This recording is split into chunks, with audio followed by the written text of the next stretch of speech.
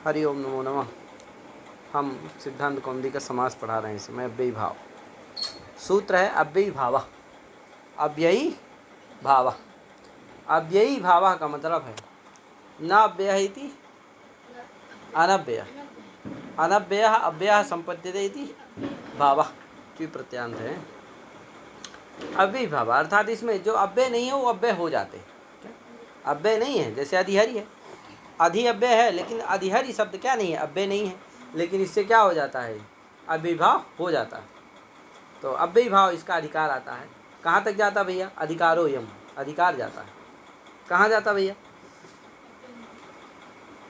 तत्पुरुषा है कि नहीं, तत्पुरुषा के पहले तक क्या जाता है, अव्ययी भाव का अधिकार जाता है। ठीक है, तत्पुरुष के पहले तक जाता है।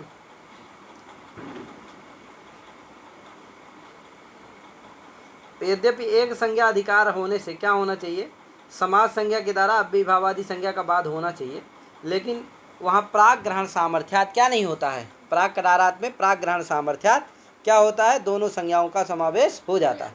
अन्यथा आकरारात कह देते, क्या कह देते, प्राक रखने की जरूरत नहीं है। तो उसमें पहले प्राक इसीलिए रखा कि प्राक समाज संज्ञा संतः अव्ययी भावादि संज्ञा भवन्ति, समझे कि नहीं। प्राक पहले समाज संज्ञा हो जाएगी, फिर अव्ययी भावादि संज्ञा हो जाएगी, जिससे दोनों संज्ञाओं का समावेश हो जाता है, समाज संज्ञा का भी और अव्ययी भाव, हाँ अव्ययी भाव और तत्पुरुष बहुव्रीहि इत्यादि का भी समावेश हो जाता है।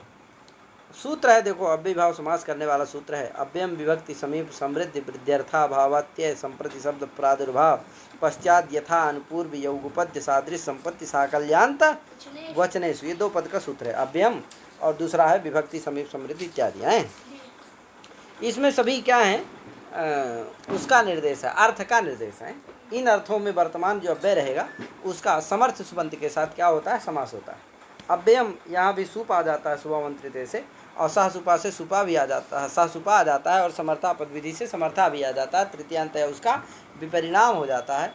जैसे अर्थ होता है अव्यय प्रकृतिकम सुबंतम, अव्यय प्रकृतिकम सुबंतम विभक्त्या, ऐसा अर्थ कर लेना, विभक्त्यादिषु विभक्त्याद्यन्यतमेषु अर्थेषु वर्तमानम यद अव्ययम तत्प्रकृतिकम सुबंतम समर्थेन सुबंतेन सह नित्यम समस्यते, समझे कि नहीं, सह नित्यम समस्यते सचा अव्ययी भावः, ये सूत्र का अर्थ कर लेना। ठीक है, यद्यपि इसका दो योग विभाग होता है तो दो अर्थ करते हैं। क्या करते हैं, पहला अव्ययम सूत्र होगा, दूसरा का क्या होगा, विभक्ति समीप इत्यादि होगा। पहले अव्ययम का अर्थ करेंगे कि अव्यय प्रकृतिकम सुबंतम समर्थेन सुबंतेन सह नित्यम समस्यते, पहले का अर्थ होगा। ठीक है, दूसरा का जो विभक्ति समीप इत्यादि रहेगा उसका अर्थ होगा कि विभक्त्यादिषु अर्थे विभक्त्याद्यन्यतमेषु अर्थेषु वर्तमानम यद अव्ययम तत्प्रकृतिकम सुबंतम समर्थेन सुबंतेन सह नित्यम समस्यते सचा अव्ययी भावः, ये दूसरे कवे का अर्थ कर लेना, दूसरे वाले का। ठीक है भैया, तो इस तरह से इसका अर्थ कर लेना चाहिए। यानी विभक्ति अर्थ में वर्तमान जो अव्यय, समीप अर्थ में वर्तमान जो अव्यय, समृद्धि अर्थ में वर्तमान जो अव्यय, रिद्धि अर्थ में वर्तमान जो अव्यय है कि नहीं, और अर्थाभाव अर्थ में, अत्यय अर्थ में, संप्रति अर्थ में, शब्द प्रादुर्भाव अर्थ में, पश्चात अर्थ में, यथा अर्थ में, और यथा के चार अर्थ बताया जाएगा, यथार्थ हैं, अनपूर्वी अर्थ में, योगपद्य अर्थ में, सादृश्य संपत्ति साकल्य और अंत अर्थ में। इन अर्थों में वर्तमान जो अव्यय रहेगा उसका समर्थ सुबंत के साथ क्या होता है, समास हो जाता है। ठीक है भैया, अब अव्यय प्रकृतिकम सुबंतम का मतलब यह है कि अव्यय के बाद तो सुप आएगा, उसका लुक ही हो जाएगा क्या, तो प्रत्यय लोप पे प्रत्यय लक्षण से सुबंत होगा। ठीक है भैया, तो इस तरह से समास यहाँ कर लेना। अंताह वचना में क्या करते हैं, ल्युट प्रत्यय करते हैं कर्मार्थ में, लेकिन उच्चन्ते इति वचना, वचना माने अर्था, जो कहा जाए, क्या कहा जाता है, अर्थ ही कहा जाता है। तो उच्चन्ते इति वचना, वचना माने अर्था। तो विभक्ति इत्यादि का क्या कर लेना, द्वंद्व समास कर लेना अंत तक, है कि नहीं। विभक्तिश्च समीपश्च समृद्धिश्च वृद्धिश्च अर्थाभावश्च अत्ययश्च संप्रतिच असंप्रतिच शब्द प्रादुर्भावश्च पश्चाच्च यथाच आनपूर्व्यंच योगुपद्यश्च सादृश्यंच संपत्तिश्च साकल्यंच अंतश्च इति विभक्ति समीप समृद्धि विद्यर्था भावत्य संप्रति शब्द प्रादुर्भाव पश्चात यथा अनुपूर्व योगुपद्य सादृश्य संपत्ति साकल्यंताः और ते च ते वचनाः इति समृद्धि वचनाः तेषु वचनेषु हैं।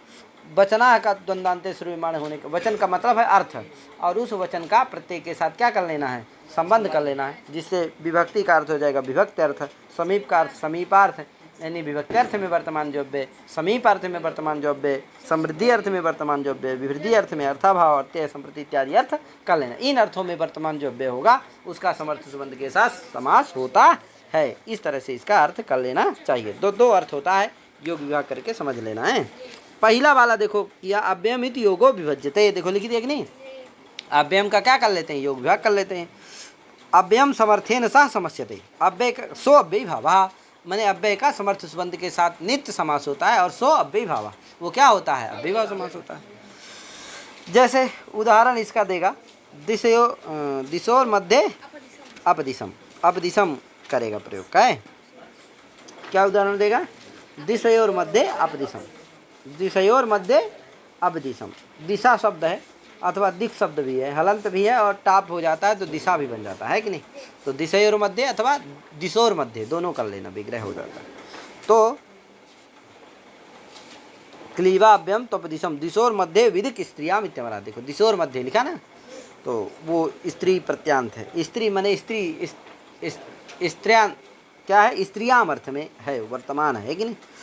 तो दिशयोर मध्य अपदिशम, अब ये विग्रह दिशयोर मध्य ये क्या होगा, लौकिक विग्रह होगा, अलौकिक विग्रह क्या होगा, आप और दिश, क्या होगा, दिश, तो दिशा ओस आप, ऐसा कर लेना विग्रह, क्या कर लेना, ओस आप, सप्तमी का है, तो दिशा ओस आप। अब यहाँ क्या करना, मध्य अर्थ में वर्तमान अव्यय कौन हुआ, आप, क्या मध्य अर्थ में वर्तमान अव्यय कौन है, आप। देखो अन्यन पदेन समास, अन्यन पदेन विग्रह, इसीलिए क्या है, नित्य समास है भैया, क्योंकि मध्य के साथ विग्रह हो रहा है और आप के साथ समास हो रहा है, इसलिए क्या है, नित्य समास। तो दिशा ओस आप, या मध्य अर्थ में वर्तमान अव्यय है कौन, आप, यद्यप तो विभक्ति इत्यादि अर्थ नहीं है, मध्य अर्थ क्या है, उनसे भिन्न अर्थ है, इसीलिए विभक्ति इत्यादि से समास यहाँ नहीं हो सकता, इसीलिए अव्ययम से समास करना है। तो अव्यय प्रकृतिकम सुबंतम कौन हो जाएगा, आप सु, उसका समर्थ सुबंत के साथ क्या, आप प्रत्यय लक्षण से सुबंत हो जाएगा है भैया आप, तो सुबंत हो गया। और इसी तरह सब जगह समझना है, एक जगह बता रहा हूँ, आप हमेशा अव्यय जो होगा वो सुबंत कैसे होगा, प्रत्यय लोपे प्रत्यय लक्षण के द्वारा होगा, सु आएगा, सु का सु लुक हो जाता है, फिर प्रत्यय सुबंत हो जाता है, तो अव्यय प्रकृति सुबंत हो जाएगा, समर्थ सुबंत दिशा ओस हो जाएगा, उसके साथ समास हो जाएगा, और फिर विभक्ति का लुक हो जाएगा, क्या दिशा आप दिशा बन जाएगा, और फिर दिशा का प्रथमानिष्टम समास जनन से उपसंज्ञा कर लेना, क्या दिशा का क्या करना, संज्ञा कर लेना, क्योंकि अव्ययम क्या है, आपका होगा है, दिशा का नहीं होगा, किसका होगा, आपका। क्यों, क्योंकि अव्ययम समास विधायक शास्त्र कौन हुआ, अव्ययम, उसमें प्रथमांत पद कौन हुआ, अव्ययम, उससे बोध लक्ष्यस्थ में कौन है, आप, अव्यय, इसलिए उसी की क्या होगी, उपसर्जन संज्ञा, उसका पूर्व प्रयोग होगा उपसर्जन पूर्वम से, तो आप दिशा बन जाएगा। और फिर ये देखो लिख दिया, प्रथमानिष्टम समास उपसर्जनम, इसका अर्थ हम पहले ही बता चुके हैं, प्रथमानिष्टम समास उपसर्जनम, समास का मतलब है समास विधायक शास्त्रे हैं, समासे उपसर्जनम है, समासे सप्तम्यंत है, उपसर्जनम प्रथमांत है, प्रथमानिष्टम प्रथमांत है, समस्त है कि नहीं, प्रथमया निर्दिष्टम प्रथमा निष्टम, प्रथमांत के द्वारा जो निर्दिष्ट हो, यानी समास विधायक शास्त्रे प्रथमांतम यत् पदम तद्बोध्यम रक्षस्थम इत्यादि कर लेना है। समासे का मतलब है समास विधायक शास्त्रे, ठीक, प्रथमानिष्टम उपसर्जन संज्ञा, समास शास्त्रे प्रथमानिष्टम उपसर्जन संज्ञम साथ, समास शास्त्र में प्रथमानिष्ट जो हो उसकी उपसर्जन संज्ञा होती है, तो ये सामान्य अर्थ उपसर्जनम पूर्वम जानी गए, समासे उपसर्जन प्राक प्रयोजन, समास में उपसर्जन को प्राक प्रयोग करना चाहिए, पहले प्रयोग करना चाहिए। एक व्यक्ति जब, तो ये ध्यान देना, आपका क्या हो जाएगी, उपसर्जन संज्ञा होगी और उसका पूर्व प्रयोग हो जाएगा, तो आप दिशा बन जाएगा। अब दिशा की भी क्या होती है, उपसर्जन संज्ञा होती है, दिशा की भी क्या होती है, किसके द्वारा होती है, तो एक विभक्ति चा पूर्व निपात, इस सूत्र के द्वारा ये कहता है विग्रह या नियत विभक्तिकम तो उपसर्जन संज्ञम चाह न तो तस्य पूर्व निपाता, कहा विग्रह में जो नियत विभक्ति होता है उसकी क्या होती है, उपसर्जन संज्ञा होती है। एक विभक्ति है कि नहीं, एक विभक्ति का मतलब है विग्रह जो नियत विभक्तिकम है कि नहीं, विग्रह में जो जिसका क्या होता है, नियत विभक्ति होता है, अर्थात जो एक ही विभक्ति होती है, एक विभक्ति माने नियत विभक्ति होती है, उसमें विभक्ति का परिणाम नहीं होता, बदलता नहीं, तो उसको क्या कहेंगे, विग्रह में जो नियत विभक्ति होता है उसकी उपसर्जन संज्ञा होती है। और न तो तस्य पूर्व निपाता, उस उपसर्जन का क्या नहीं होता, पूर्व निपात नहीं होता, ठीक है भैया। तो जैसे देखो दिशयोर मध्य अपदिशम, यहाँ देखो दिशयोर मध्य, मध्यम, मध्येन इत्यादि प्रयोग होता है, लेकिन दिशयो क्या रहता है, जैसा है वैसे रहेगा, समझे कि नहीं। मध्यम बदलेगा, फिर मध्येन भी हो सकता है, मध्यात भी हो सकता है, लेकिन दिशयो क्या रहेगा, नियत विभक्ति का रहेगा। तो विग्रह में नियत विभक्ति कौन है, दिशयो, इसलिए उसकी क्या हो जाएगी, संज्ञा। तो दिशा की क्या हो गई, उपसर्जन संज्ञा हो जाएगी। तो आप दिशा में दिशा की क्या होगी, उपसर्जन संज्ञा होगी, लेकिन उस उपसर्जन का क्या नहीं होगा, पूर्व प्रयोग नहीं होगा। तो आप दिशा यही रहेगा। और उपसर्जन संज्ञा का फल क्या है भैया, क्या किया या संज्ञा सहसा फलवती। तो कहा उपसर्जन, उस उपसर्जन संज्ञा का फल है गोस्त्रियोर उपसर्जनस्य, गोस्त्रियोर उपसर्जन से। इसमें अच्छा आ जाता है क्योंकि ह्रस्व है ना, तो गो शब्द क्या अर्थ करेंगे इसका, उपसर्जनम जो गो शब्द, उपसर्जन जो गो शब्द अथवा स्त्री प्रत्यांत तदंतस्य च प्रातिपदिका से ह्रस्व स्यात्, है कि नहीं। उपसर्जन जो गो शब्द अथवा स्त्री प्रत्यांत तदंतस्य प्रातिपदिका से ह्रस्व स्यात्। तो उपसर्जन जो गो शब्द अथवा स्त्री प्रत्यांत, तो स्त्री प्रत्यांत यहाँ कौन है, दिशा, वो क्या है, उपसर्जन भी है। अतः तदंतस्य प्रातिपदिका से कौन हो जाएगा, पूरा अप दिशा, उसका अंत्यल कौन हो जाएगा, दिशा का, उसको क्या हो जाएगा, रस हो जाएगा। तो आप दिश बन जाएगा, क्या बन जाएगा। अब फिर क्या होगा भैया, अव्यय भाव से एक सूत्र है, इससे क्या हो जाएगा, अव्यय भाव जो होता है वो नपुंसकलिंग होता है, अव्यय होता है। अव्यय भाव से इति अव्ययत्वम, अव्यय भाव से एक सूत्र है, वह अव्यय करता है, जो अव्यय भाव होता है वो अव्यय होता है। तो आप दिश क्या हो गया, अव्यय हो गया, क्या हो गया, अव्यय हो गया।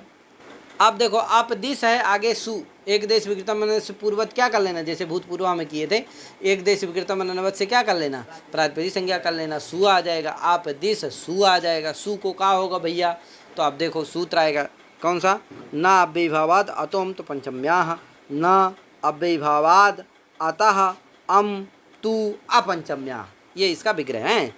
क्या है, न अव्ययभावाद अतः अम तु अपंचम्याः, कितने पद का है, न अव्ययभावाद अतः अम तु अपंचम्या, कितने पद का, 5 पद, 6 पद का सूत्र है, कितने के, 6 पद का। तो इस तरह से 6 पद का सूत्र है। अर्थ क्या होगा भैया इसका, देखो 2 इसके अर्थ हैं। अदंतात अव्ययभावाद सुपो न लुक, पहला अर्थ, अदंत अव्ययभाव से परे सुप का लुक नहीं होता। तस् तु पंचमी बिना अमादेशश्च, मैंने पंचमी को छोड़ करके क्या हो जाता है, अमादेश हो जाता है, समझे कि नहीं। यानी पंचमी को अमादेश, अच्छा सुप का लुक, कोई भी सुप हो, चाहे प्रथमा से लेकर के सप्तमी तक, किसी का लुक नहीं होता, कब, अदंत अव्ययभाव से परे हो तो, सब जगह नहीं, कहाँ परे हो तो सुप का लुक नहीं होता। और पंचमी को छोड़ करके अमादेश हो जाता है, यानी पंचमी को अमादेश नहीं होता, बाकी सबको क्या हो जाता है, अमादेश हो जाता है। लेकिन लुक पंचमी का होगा कि नहीं होगा, पंचमी का भी लुक नहीं होगा, होगा लुक कि नहीं होगा, नहीं होगा, क्योंकि पहला वाक्य है अदंतात अव्ययभावात् सुपो न लुक, अदंत अव्ययभाव से परे सुप का लुक नहीं होता। तो चाहे वो पंचमी हो चाहे द्वितीया हो, कोई भी व्यक्ति हो, किसी का भी लुक नहीं होगा। फिर दूसरा वाक्य है, कहा भैया पंचमी बिना अमादेशस्य, यानी पंचमी को छोड़ करके क्या होता है, अमादेश हो जाता है, ठीक है भैया। तो इसीलिए अपंचम्या कहा ना, हाँ, अतः क्या है, पंचम्यंत है, अव्ययभावात् भी पंचम्यंत है। और अड़िया क्षत्रियार से यूनितो लुक, इससे लुक आ जाता है, अव्ययदाप सुपा से सुप आ जाता है। और अत जो है अव्यय भाव का विशेषण होता है, विशेषणता तदंत विधि हो जाती है, जिसे अदंतात अव्यय भावात ये अर्थ आ जाता है। अदंतात अव्यय भावात परस्य सुपः लुक न भवति, पहला भाग। दूसरा पंचमी बिना अमादेशस्य, है कि नहीं, तत्सु पंचमी बिना अमादेशस्य, उन व्यक्तियों को क्या होता है, पंचमी को छोड़ करके अमादेश हो जाता है सबको, ठीक है भैया। अब देखो आप दिस सु है, अब अदंत देखो सु का लुक प्राप्त है किसे, अव्ययदा सुपा से है, क्योंकि अव्यय हो गया ना आप दिस, तो अव्यय होने के कारण अव्ययदा सुपा शुभ लुक प्राप्त है। लेकिन ये सूत्र आया, कहा भैया नहीं, अदंतात अव्ययभावात् परस्य सुपा न लुक, अदंत अव्ययभाव अपदिश है कि नहीं है, उससे परे सुप है सु, उसका लुक नहीं होगा। फिर दूसरा वाक्य कहा तस्तु पंचमी बिना अमादेशा, तो पंचमी को छोड़ करके अमादेश होता है, तो पंचमी है, पंचमी नहीं है, इसको क्या हो जाएगा, सु को अमादेश हो जाएगा। तो क्या बन जाएगा, आप दिस सु को अम हो गया, तो आप दिस अम, अम पूर्व कर दो, अपदिशम बन गया ना। तो इस तरह से अपदिशम बना लेना, दिशा और मध्य अपदिशम। अच्छा पंचमी रहेगा उसको क्या हो जाएगा, आठ हो जाएगा, अगर अदंत अव्यय से परे ही रहेगा पंचमी, उसको क्या हो जाएगा, आठ हो जाएगा, तो अपदिशात इत्यादि बनेगा, है क्या बनेगा, हाँ अपदिशात। अच्छा जो तू शब्द है ना, वो किस लिए है, वो इसी के लिए बताने के लिए है कि अदंतात अव्ययभावात् परस्य सुपः न लुक और पंचमी भिन्नस्य अमादेशः भवति, है कि नहीं। ये बताने के लिए क्या है, तू शब्द है।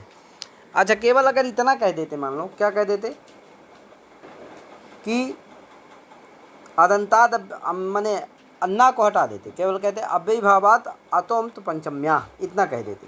यानी अर्थ होता कि अदंतात अव्ययीभावात परस्य पंचमी भिन्न से सुपह लुकापवादा आम भवती, है कि नहीं। यानी अदंतात अव्ययीभाव से परे पंचमी भिन्न सुप को क्या होता है, अम होता है बस। यानी लुक नहीं होता, क्या होता है, आम जो है लुक का अपाद है। यानी पंचमी भिन्न से सुपह आदंतात अव्ययीभावात परस्य पंचमी भिन्न से सुपह लुक न भवती किंतु आम भवती, बस इतना ही होगा। अच्छा, लुक न भवती अर्थ नहीं आता, क्या आता, केवल आम भवती। ना तो निषेध तो करता नहीं, ना हटा देते अगर, तो इतने कहते पंचमी आदंतात अव्ययीभावात परस्य सुपह अमादेशा, पंचमी भिन्न से सुपह अमादेशा, इतने कहते। तो पंचमी को क्या होता, लुक का निषेध भी नहीं होता, तो पंचमी का क्या होने लगता, लुक भी होने लगता, क्योंकि पंचमी को तो अम होता नहीं, तो पंचमी का क्या होने लगता, लुक होने लगता। और जब निषेध कर दिए, कहने भी अदंतात अव्ययीभावात परस्य सुपह न लुक, बस चाहे वो कोई भी सुप हो, कहे पंचमी हो षष्ठी हो द्वितीया, तो सबका निषेध हो गया। फिर कहा अपंचम्या मैंने पंचमी भिन्न से अमादेशा, कहे अम तू अपंचम्या कह दिया, यानी कि पंचमी भिन्न से सुपह अमादेशा, बस। तो इसका मतलब किसी भी व्यक्ति का लुक नहीं हुआ। तो यानी कि अपदिशम कहाँ बनेगा, कोई भी विभक्ति हो पंचमी को छोड़ करके सब जगह क्या बनेगा, अपदिशम। चाहे वो पंचमी आए, तृतीया आए, द्वितीया आए, चतुर्थी, षष्ठी, सप्तमी, कोई भी आए, बस पंचमी आएगा तब नहीं होगा क्या, अम, क्या हो जाएगा वहाँ, आत हो जाएगा, तो क्या बनेगा, अपदिशात। ठीक है भैया। क्लीबा अव्यय में क्या होता है, अपदिशम, वही बनता है। दिशोर मध्य विधिक स्त्रिया मित्यमरः, यह अमर में आया है प्रयोग इसका। तृतीया सप्तमी और बहुलम, ये कहता भैया अदंतात अव्ययीभावात तृतीया सप्तमी और बहुलम भाव स्यात्, माने अदंत अव्ययीभाव से परे तृतीया और सप्तमी को बाहुलकात अम्भाव होता है। बाहुलकात का मतलब जानते हो, कुछ प्रवृत्ति, कुछ प्रवृत्ति, कुछ विभाषा, कुछ समझ गए ना। हाँ, अपदिशम, अपदिशेन, जैसे देखो अपदिश शब्द है तो विकल्प से तृतीया और सप्तमी को होगा, होगा भी नहीं भी होगा, एक बार होगा एक बार नहीं होगा, तो अपदिशम भी बनेगा, अपदिशेन भी बनेगा। और अपदिशम अपदिशे, सप्तमी में भी दो रूप बन जाएंगे, अपदिशम अपदिशे, है कि नहीं। बाहुल ग्रहणात् सुभद्रम उन्मत्त गंगम इत्यादि सप्तम्या नित्यम भावा, बाहुल ग्रहण होने से कहीं कहीं नित्य होगा, कहीं विकल्प से होगा, कहीं नित्य होगा, तो सुमद्रम में क्या हो जाएगा, नित्य अम भाव हो जाएगा सप्तमी को, समझे कि नहीं। तो सुमद्रम, उन्मत्त गंगम, उन्मत्ता गंगा यस्मिन देशे, उन्मत्ता गंगा यस्मिन देशे तत् उन्मत्त गंगम बन गया। सप्तम्या नित्यम, विभक्ति इत्यादि रेम था, विभक्ति इत्यादि का जो अर्थ है वो हमने बता दिया है। विभक्ति अर्थादि सुवर्तमान अव्ययम सुबंतेन सह समस्यते, सो अव्ययीभाव नित्य समास है। आप विभक्ति इत्यादि का एक एक करके उदाहरण देंगे, विभक्ति का, समीप का, समृद्धि इत्यादि का, ठीक भैया।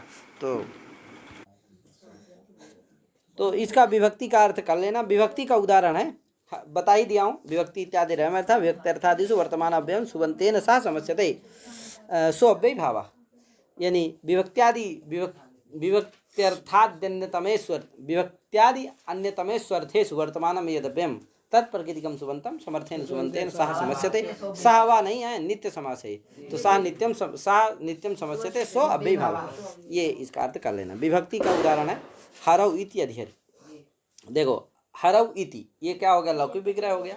अलौकिक विग्रह हरि की अधि, अलौकिक विग्रह क्या, हरि की अधि। यहाँ भी अन्य पदेन समासा, अन्य पदेन विग्रह, इसलिए नित्य समास है। इसको आपको समझ लेना चाहिए, क्या कर लेना चाहिए, समझ लेना चाहिए। तो इस तरह से हरौ इति अधिहरि, तो अधिहरि में क्या कर लेना, समास कर लेना, हरि की अधि। अब समास विभक्ति, हरि जो है, अधि जो है अधिकरण रूप विभक्त्यर्थ जो सप्तम्यर्थ होता है, विभक्ति क्या है, सप्तमी, विभक्त्यर्थ क्या है, सप्तम्यर्थ अधिकरण, उस अर्थ में वर्तमान कौन है, अधि, अतः अधिकरण विभक्त्यर्थ में वर्तमान अव्यय कौन है, अधि, उसका क्या हो जाएगा, समास हो जाएगा। समास किसके साथ, हरि के साथ, हरिगी के साथ समास उत्पराई संज्ञा, विभक्ति का लुक उक सब हो करके आदि हरि, आदि की उपसर्जन संज्ञा हो जाएगी, जान ही रहे हो, प्रथमान इष्टम समास उपसर्जनम। तो हो गया ना, हरि आदि हरि बन गया। जानते हो कैसे उपसर्जन संज्ञा होती है, अधि की क्यों उपसर्जन संज्ञा होती है, तुम बताओ सुधांशु। अव्ययम सूत्र में, अव्ययम विभक्ति समिति सूत्र में प्रथमान पद है अव्ययम, हाँ, उससे बोध लक्ष्य पद है अधि। हाँ हो गया, चलो तो आदि हरि बन गया ना, हो गया। यहाँ देखो ना, अव्ययीभावात तुम तो पंचम्या नहीं लगेगा, क्या लगेगा, क्यों नहीं लगेगा जी, हाँ नहीं है, इदंत अव्ययीभाव है, वाह, इसलिए सु का क्या हो जाता है, लुक हो जाता है अव्यय से। ठीक है, सप्तम्यर्थस्यैव अत्र द्योतको अधि। देखो लिख दिया, यहाँ सप्तम्यर्थ जो अधिकरण है उसका द्योतक कौन है? अधि। ठीक है ना, इसीलिए यहाँ विभक्त्यर्थ में वर्तमान अव्यय कौन हो गया? अधि। द्योतकत्वम नाम स्वसंव्याहृत पदनिष्ठ शक्ति उद्बोधकत्वम है कि नहीं? स्वसंव्याहृत पदनिष्ठ शक्ति उद्बोधकत्वम द्योतकत्वम। तो स्वसंव्याहृत एक पूछे थे इंटरव्यू मेरे से, मैंने बता दिया सब। अधि अधि हरिगी अधि क्या? हरि अधि इत्यलौकिक विग्रह वाक्यम। अब इंटरव्यू में जाता हूँ ना, थोड़ा सा बता दे रहा हूँ, इंटरव्यू में जाता हूँ तो वैसे भी लोग मेरे को सब पहले से जाने रहते हैं। क्या, एक विद्वान थे, नाम नहीं लूँगा, विद्वान हमको दूर दूर से बहुत सुने थे, मेरा वीडियो देखे थे, यूट्यूब पर देखे, सब कुछ अच्छी तरह से जान रहे थे। उन्होंने कहा रुक जाओ बताता हूँ, इंटरव्यू फंस गए, संजोग से बड़ा पूछा उन्होंने। क्या, फिर मैंने बताया, एक आध ठो ऐसे थे भी कि जिसको नहीं बताया, लेकिन प्रायः सब बता दिया उनका। तो बड़े खुश हुए वो, कहे अरे हाँ वास्तव में। क्या, फिर उन्होंने कहा कि ये तो मैं तो ऐसे जानकारी के लिए, मैंने अपने उसके लिए आनंदाय पूछ रहा था, बाकी तो मैं जानता हूँ कि क्या है, आप अच्छे हैं, पढ़ते पढ़ाते हैं, तैयार करते हैं, तो लोग बड़ा स्नेह करते हैं, मुझे मानते हैं, ऐसी बात नहीं है। क्या, लोग मुझे चलो अलौकिक विग्रह वाक्यम हरि गी आदि इत्यलौकिक विग्रह अलौकिकम विग्रह वाक्यम अत्र निपातेन अभीते अधिकरणे वचन सामर्थ्यात् सप्तमी। कोई कहा ये बताइए, जब अधि किस अर्थ का द्योतक है? किस अर्थ को कह रहा है? सप्तम्यर्थ को। तो सप्तम्यर्थ क्या हो गया? अभीत हो गया, और अभीते सर्वत्र प्रथमा होती है। तो सप्तम्यर्थ जब अधि के द्वारा क्या हो गया? अभीत हो गया, तो क्या होना चाहिए यहाँ? हरि से गी विभक्ति आना चाहिए? नहीं आना चाहिए, वो तो अधिकरण क्या हो गया? उक्त हो गया है। तो उक्ते सर्वत्र प्रथमा, तो प्रथमा आना चाहिए यहाँ। क्या आ गई? सप्तमी क्यों आ गई? तो कहा नहीं भैया, यहाँ कहा निपात के द्वारा यद्यपि अभीत है, क्या होता है ना वहाँ, अभिधान च प्रायण तिंकृत तद्धित समास है, क्वचित निपाते ना अभिधानम विष वृक्षो संवर्ध है वृक्ष वृक्षा अपि। यहाँ अपि के द्वारा कर्मत्व उक्त हो जाता है, इसलिए प्रथमा हो जाती है, समझे कि नहीं? तो निपात के द्वारा जहाँ अभीत हो जाता है वहाँ भी प्रथमा हो जाती है, यानी कि वहाँ भी अभीत माना जाता है उसको, अनभीत वहाँ नहीं रहता है। तो यहाँ भी अधि के द्वारा सप्तम्यर्थ, अधि निपात के द्वारा सप्तम्यर्थ क्या हो गया? उक्त हो गया है, तो प्रथमा होना चाहिए। सप्तमी कैसे हो गई? तो कहा भैया वचन सामर्थ्या सप्तमी, वही चीज लिखा है देखो, अत्र निपाते न अभीते भी, निपात जो अधि है उसके द्वारा सप्तम्यर्थ अभीत है कहा गया, फिर भी अधिकरणे वचन सामर्थ्या सप्तमी। चूंकि विभक्त्यर्थ में वर्तमान जो अव्यय है कि नहीं, तत्प्रकृतिक जो सुमंत, तत्प्रकृतिक जो सुमर्थ, उसका समर्थ सुमंत के साथ समास होता है। इत्यर्थक वाक्य रखा गया, कहाँ विभक्ति रखी गई? कहाँ? सूत्र में। अतः तत्सामर्थ्यात क्या हो जाती है? सप्तमी विभक्ति हो जाती है, तो हो जाएगी। आगे और भी बहुत सारा है, लेकिन नहीं बताएंगे। अव्ययी भावश्च बाद में बता देंगे। अव्ययी भावश्च का अयम नपुंसकम स्यात्, का अव्ययी भाव क्या होता है? नपुंसक लिंग होता है। ठीक भैया, रोशन नपुंसक लिंग का फल क्या है? तो रोशन नपुंसक के प्रातिपदिक से रस हो जाता है। जैसे गोपायतीति, गाह पातीति व गोपाह तस्मिन् इत्यधि गोपम, अधिगोपम प्रयोग है। क्या प्रयोग है? अधिगोपम। अब गोपम का विग्रह क्या है? तो गोपाह बनता है। क्या बनता है? गोपाह। गोपाह कैसे बनेगा भैया? तो कहा गोपाह का विग्रह है गोपायतीति गोपाह अथवा गाह पातीति व गोपाह। ये गोपाह का विग्रह दो हो सकता है। क्या? गोपायतीति गोपाह अथवा गाह पातीति गोपाह, है कि नहीं? गाह गो उपद रहते पा धातु से बनता है, गोपाह बन जाता है, अथवा गुपु रक्षणे धातु से विच प्रत्यय करने पर आयादय धातु के तो आय प्रत्यय हो जाता है, लोपे वर से या का लोप हो जाता है, वेर प्रत्यय से वा का लोप हो जाता है, तो गोपा शब्द बनता है अकारांत है विच प्रत्यय करने पर, गोपाय, है कि नहीं? और या का लोप और अकार का लोप पहले, आय में अकार का लोप, यकार का लोप, तो क्या बनेगा? गोपा, और बीच रहेगा, बीच में भी वकार का लोप हो जाता है, पूरा बीच में वा बचता है, वकार भी लोप हो जाता है, क्या बनेगा? गोपा। तो ये कृदंत बन जाता है। ठीक है। अथवा पातेर विच उपद समास से, अथवा पा धातु से विच प्रत्यय करने पर क्या बनेगा? गो इस कर्म के साथ उपद समास करने पर क्या बनता है? गोपा, है कि नहीं? तो गाह पाती थी गोपा, माने उपद समास करेंगे गो, पा धातु से विच करने पर पा बन जाता है। अब गो का पा के साथ क्या हो जाता है? उपद समास हो जाता है, क्या बनता है? गोपा बन जाता है। तो इस तरह से इसको गोपा को बना लेना चाहिए। अब फिर गोपीति अधिगोपम, क्या? गोपीति अधिगोपम। अरे गोपा शब्द के सप्तमी के एक वचन में क्या बनेगा? गोपी। जैसे विश्वपा का क्या बनता है, विश्व तो गोपा का क्या बनेगा, गोपी। तो इसीलिए गोपी इति, जैसे हरऊ इति, उसी तरह गोपी इति अधिगोपम। समझे कि नहीं।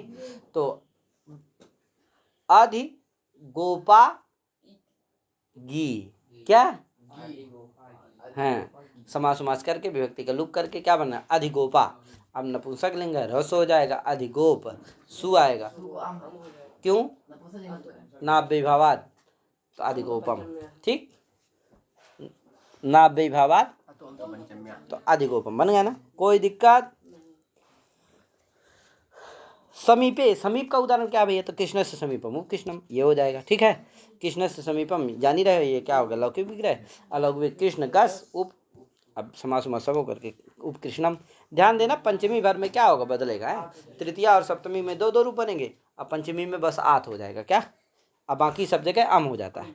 ठीक, आगे अधिक कृष्ण से विभु कृष्णम। समया ग्रामम, ग्रामम समय, यहाँ समीपार्थ में वर्तमान कौन है, समया, इसलिए यहाँ भी समास होना चाहिए।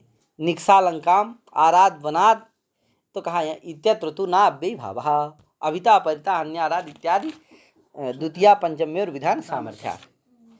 कहा भैया यहाँ अव्ययीभाव नहीं होता। कहा क्यों नहीं होता, कहा इसलिए क्योंकि अभिता परिता समय निक्सा ये क्या करता है, द्वितीया अभिता परिता इत्यादि के योग में, समय निक्सा इनके योग में क्या करता है, वो द्वितीय व्यक्ति करता है। द्वितीय व्यक्ति होगी जैसे, तो क्या हो जाएगी, अगर आप समास कर दोगे तो विभक्ति का क्या हो जाएगा, लुक हो जाएगा, तो विभक्ति का द्वितीय विधान करना ही क्या हो जाएगा, व्यर्थ हो जाएगा। और ये नित्य समास है तो द्वितीय होगी तुरंत क्या हो जाएगा, लुक हो जाएगा, इसलिए क्या नहीं होगी। अतः द्वितीय विधान सामर्थ्यात अव्ययीभाव समास नहीं होता है। ठीक भैया, ये समीपार्थ के वाचक हैं समय इत्यादि निक्सा। और आराध के योग में होना चाहिए तो नहीं होगी, क्यों, आराध के अन्य आराध से क्या हो जाती है, आराध के योग में पंचमी का विधान होता है, वहाँ भी समास हो तो वहाँ भी व्यक्ति का लुक हो जाएगा, इसलिए वहाँ भी क्या नहीं होती है, वहाँ भी समास नहीं होता है, अव्ययीभाव समास नहीं होता है। हाँ, आराध भी क्या है, समीपार्थ का वाचक है। तो यही चीज समझ गए कि नहीं, समयाग्रामम निक्सालंकाम आराध वनात् इत्यत्र तु नाभ्ययीभावः अभिता परिता अन्याराद इति द्वितीया पंचम्य और विधान सामर्थ्य। फिर आया मद्राणाम समृद्धि सुमद्रम, ये क्या हो गया, समृद्धि अर्थ में वर्तमान अव्यय हो गया। ठीक, सबका उदाहरण है क्रम से, मद्राणाम समृद्धि समद्रम, कहीं कहीं समद्रम लिखा है, कहीं कहीं सुमद्रम, तो इसको भी ध्यान रखना है। तो यहाँ भी हो जाएगा मद्र आम और सु, यवन अथवा सम, यवना नाम वृद्धि दुर्यवनम, वृद्धि, यहाँ वृद्धि अर्थ में वर्तमान अव्यय कौन हो गया, दुर, समास हो जाएगा, तो यवन आम दुर। फिर विगता रिद्धि वृद्धि, कहा भैया वृद्धि क्या चीज है, कहा भैया वृद्धि, समृद्धि और वृद्धि में बहुत अंतर है। वृद्धि का मतलब यह है कि विगता रिद्धि वृद्धि, जिसकी रिद्धि क्या हो गई हो, नष्ट हो गई हो, समाप्त हो गई हो, वो क्या है, वृद्धि। आज समृद्धि का मतलब यह है सम्यक रिद्धि, जिसके पास धन संपत्ति बढ़िया अच्छी प्रकार से हो, उसको क्या कहें, वो समृद्धि है क्या। तो इस तरह से वृद्धि और समृद्धि में क्या है, अंतर है, इसको समझ लेना। ठीक है भैया, आगे मक्षिका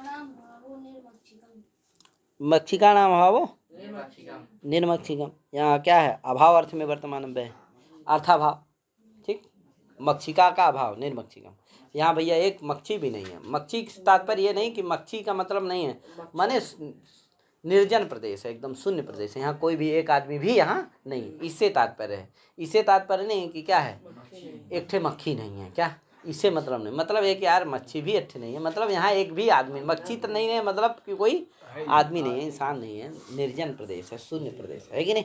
आगे मच्छी का नाम हो निर्मक्षिकम, यहाँ भी हो जाए। हिमस्य अत्यय अतिमम, हिमस्य अत्यय अतिमम, हिम का अत्यय, अत्यय ध्वंसा का, देखो अभाव माने अत्यंता अभाव, और ये अत्यय माने ध्वंसा भाव लेना है, इसीलिए दोनों भिन्न भिन्न हो गए, इसीलिए अर्थाभाव से काम नहीं चल सकता था, इसीलिए क्या रखा गया वहाँ, अत्यय अर्थ भी रखा गया है पृथक से। ठीक भैया, तो हिमस्य अत्यय अतिमम, अत्यय अर्थ में वर्तमान अव्यय कौन है, अति, हिम के साथ समास हो जाएगा, हो जाएगा। अत्ययो ध्वंसः, अत्यय माने ध्वंस। ठीक, निद्रा संप्रति न युज्यते अति निद्रम, यहाँ क्या हो गया, असंप्रति अर्थ में है, क्या है, अर्थ में वर्तमान अव्यय कौन हो गया? अति। उसका निद्रा के साथ क्या हो जाएगा? निद्रा अम के साथ समास हो जाएगा। निद्रा संप्रति न युज्यते, निद्रा सु कर लेना। क्या है? आगे हरि शब्द से प्रकाशः इति इति हरि, यहाँ प्रकाश अर्थ में वर्तमान अव्यय है। कहे पश्चात अर्थ में वर्तमान अव्यय कौन है? अनु, उसका विष्णु के साथ समास हो जाएगा विष्णु गस। कोई कहा पश्चात शब्द के साथ समास हो जाए, तो कहा पश्चात शब्द के साथ समास नहीं होता है, यानी सूत्र में पठित जो अव्यय हैं उनके साथ समास। क्यों? भाष्यकार ने ततः पश्चात संसते ध्वंसते इति भाष्य प्रयोगात, भाष्यकार ने ततः पश्चात प्रयोग किया है। क्या प्रयोग किया है? अगर बताओ पश्चात के साथ समास होता तो ततः पश्चात में यदि समास होता तो पश्चात अव्यय है, उसका पूर्व प्रयोग होता तो पश्चात ततः प्रयोग करते, ततः पश्चात थोड़ी करते। लेकिन भाष्यकार ने क्या किया? ततः पश्चात संसते ध्वंसते भाग क्रिया है, प्रयोग किया है। अतः इससे पता चलता है कि क्या नहीं होता? सूत्र पठित जो अव्यय है उनके साथ समास नहीं होता, इसलिए पश्चात के समास नहीं होता। ठीक भैया, सूत्र पठित जो भी अव्यय है उनके साथ समास नहीं होता। आगे सानी यथार्थ का भैया यथार्थ कितने हैं? तो कहा योग्यता विप्सा पदार्थान वृत्ति और सादृश्यानि यथार्था। कहा यथार्थ के यथा के चार अर्थ हैं, योग्यता विप्सा पदार्थान वृत्ति और सादृश्य। ये चार क्या हैं? यथार्थ हैं। चारों के क्रम से उदाहरण दे दिया है। योग्यता का उदाहरण है अनुरूपम, रूपस्य योग्यम अनुरूपम। रूपस्य योग्यम क्या है? ये लौकिक विग्रह, लौकिक विग्रह क्या हो गया? अनु, रूप गस और अनु, रूपस्य योग्यम अनुरूप हो जाएगा। विप्सा का हो गया माने रूप के योग्य, योग्यता अर्थ है। अर्थम अर्थम प्रति प्रत्यर्थम, एक एक अर्थ के लिए एक एक शब्द का प्रयोग करना चाहिए, है कि नहीं? प्रत्यर्थम शब्दाभिनिवेशः, एक एक अर्थ के लिए एक एक शब्द का प्रयोग करना चाहिए, यानी एक अर्थ के लिए एक शब्द का, एक अर्थ के एक राम को कहना तो एक राम का, दशर्थापत्य राम को कहना तो राम एक राम, परशुराम को कहना तो दूसरा राम, बलराम को कहना तो तीसरा राम। इसीलिए कई राम शब्द का प्रयोग प्राप्त होता है, उसमें एक राम शब्द का प्रयोग हो, इसीलिए स्वरूपाणाम एक शेष का आरंभ किया जाता है। समझ गए कि नहीं?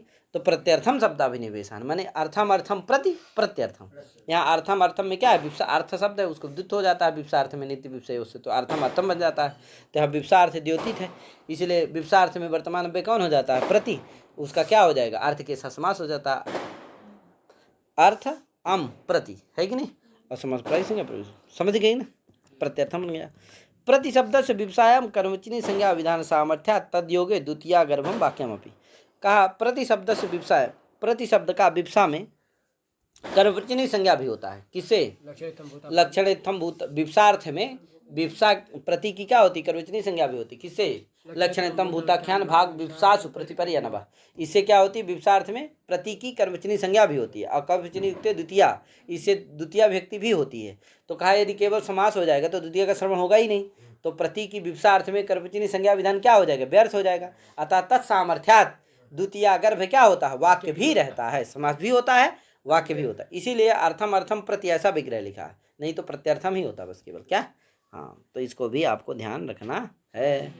तो अर्थम अर्थम प्रति प्रत्यर्थम प्रति शब्द से विषयम कर्मचिनी संज्ञा विधान सामर्थ्या तद योगे माने तादिश कर्मचिनी संज्ञक प्रति योगे द्वितीया गर्भम वाक्यम में, द्वितीया गर्भ वाक्य भी होता है। शक्ति मन अतिक्रम यथाशक्ति, ये देखो पदार्थान अतिवृत्ति का हो गया, शक्ति का अनतिक्रमण करके कार्य करता है। कहे तो शक्ति अनतिक्रम यथाशक्ति, है कि नहीं? यथा शक्ति अम यथा, शक्ति अम यथा समास हो जाएगा। हरे सादृश्यम सादृश्य का हो गया, हरे सादृश्यम सहर। सा जो है क्या है? सह शब्द है। क्या है? सह। सह का क्या हो? सह शब्द जो है, सह जो अव्यय है वो सादृश्य अर्थ में वर्तमान है, उसका हरि गस के साथ क्या हो जाएगा? समास हो जाएगा, समझ प्राय संज्ञा। और साह को क्या हो जाता है? सा हो जाता है, अव्यय भाव चा काले से, तो क्या हो जाएगा? साह को सा हो जाएगा, इसलिए क्या है? सा हरि, और सु आएगा, सु का लुक हो जाएगा, सहरी बन जाता है। वही वक्षमाण है ना, साहस साह मैंने वही चीज के द्वारा है। अभी भेटे ज्येष्ठ से अनुपूर्वेण इत्यनुज्येष्ठम, ये क्या हो गया? अनुपूर्व अर्थ में वर्तमान अव्यय है, यहाँ अनु हो जाएगा समास। चक्रेण युगपत, इनका सबका लौकिक विग्रह ध्यान दीजिएगा, बस हो गया लौकिक अलौकिक। युगपत अर्थ में वर्तमान चक्रेण युगपत सचक्रम, यहाँ भी साह का साह रहता है और चक्र अम उसके साथ समास होता था और साह को सा हो जाता है, इससे अव्यय भावे चा काले, अव्ययी भावे चा काले, साह सा सद अव्यय भावे न तो काले। साह को सा होता है अव्ययी भावे और काल अर्थ की प्रतीति ना हो तो तो सचक्रम यहाँ हो जाएगा। यहाँ युगपत अर्थ की प्रतीति है, चक्रेण युगपत, दोनों चक्र युगपत रूप से क्या करने लगे, घूमने लगे, या दोनों चक्र युगपत मारा, ऐसा कुछ भी अर्थ कर सकते हैं। काले तो सह पूर्वाणम है कि नहीं, पूर्वाण सह पूर्वाणम, यहाँ देखो पूर्वाण क्या है, काल है, इसलिए काल अर्थ की प्रतीति है, इसलिए क्या होगा यहाँ सा को सा नहीं हुआ, इसलिए सह पूर्वाणम हो गया। सदृशा सख्या सखी, ध्यान देना सादृश शब्द दो बार आया, एक सूत्र में एक ठो यथार्थ में, दोनों का फल बताऊंगा आगे लिखा है, तो इसको कल ही बताएंगे, आज नहीं, आज इतने करते हैं। सभी को हरि ओम।